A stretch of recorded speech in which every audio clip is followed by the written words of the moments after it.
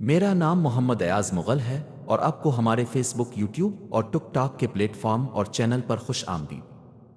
کوفیوں کی غداری کی وجوہات۔ کوفہ ایک ایسا شہر تھا جہاں مختلف قبائل اور گروہوں کے لوگ آباد تھے۔ یہ عراق کا ایک اہم فوجی مرکز بھی تھا اور یہاں کے لوگ سیاسی طور پر متحرک اور اکثر اپنی وفاداریاں بدلتے رہتے تھے۔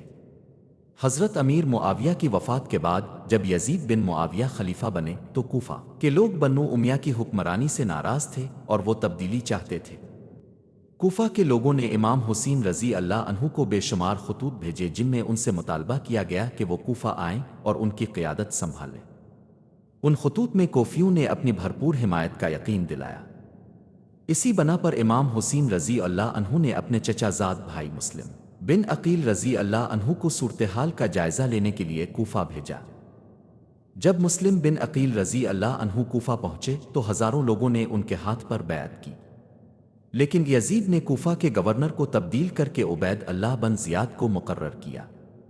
عبید اللہ بن زیاد ایک سخت گیر اور بے رحم حکمران تھا۔ اس نے کوفہ پہنچتے ہی خوف و ہراس پھیلانا شروع کر دیا۔ طاقت کا استعمال اس نے شہر میں کڑی نگرانی شروع کر دی، جاسوس مقرر کیے اور امام حسین رضی اللہ عنہ کے حامیوں کو دھمکانا اور گرفتار کرنا شروع کر دیا۔ مالی لالچ اس نے کوفہ کے سرداروں اور قبائلی رہنماؤں کو مالی لالچ اور عہدوں کی پیشکش کی تاکہ وہ اپنی وفاداریاں بدل لیں۔ خوف و دہشت اس نے اعلان کیا کہ جو بھی امام حسین رضی اللہ عنہ مسلم بن عقیل رضی اللہ عنہ کی حمایت کرے گا اسے سخت سزا دی جائے گی، موت کے گھاٹ اتار دیا جائے گا۔ عبید اللہ بن زیاد کی سخت کارروائیوں کے نتیجے میں مسلم بن عقیل رضی اللہ عنہ کو کوفہ میں تنہا کر دیا گیا۔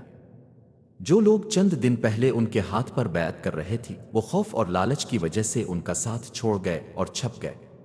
بالآخر مسلم بن عقیل رضی اللہ عنہ کو شہید کر دیا گیا۔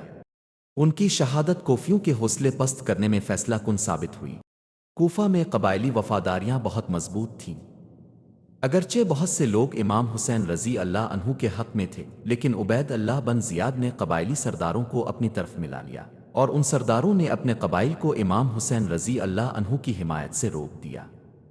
اس طرح کوفہ کے اندر ہی انتشار پیدا ہو گیا اور اجتماعی طور پر کوئی مضبوط موقف اختیار نہ کیا جا سکا۔ امام حسین رضی اللہ عنہ کو کوفہ کی بدلتی ہوئی صورتحال کی صحیح معلومات بروقت نہیں مل سکے۔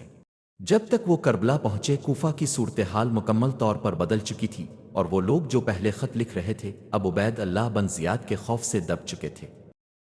کوفیوں پر غداری کا الزام اس لیے لگایا جاتا ہے کہ انہوں نے امام حسین رضی اللہ عنہ کو بلایا، ان کی حمایت کا وعدہ کیا، لیکن جب امتحان کا وقت آیا تو عبید اللہ بن زیاد کے خوف، لالچ اور دباؤ کی وجہ سے ان کا ساتھ چھوڑ دیا۔ یہ عمل کربلا کے دردناک واقعے کا ایک اہم سبب بنا جہاں امام حسین رضی اللہ عنہ اور ان کے رفقا کو تنہا کر دیا گیا۔ آپ کو ہماری یہ معلوماتی ویڈیو کیسی لگی؟ ضرور بتائیے گا۔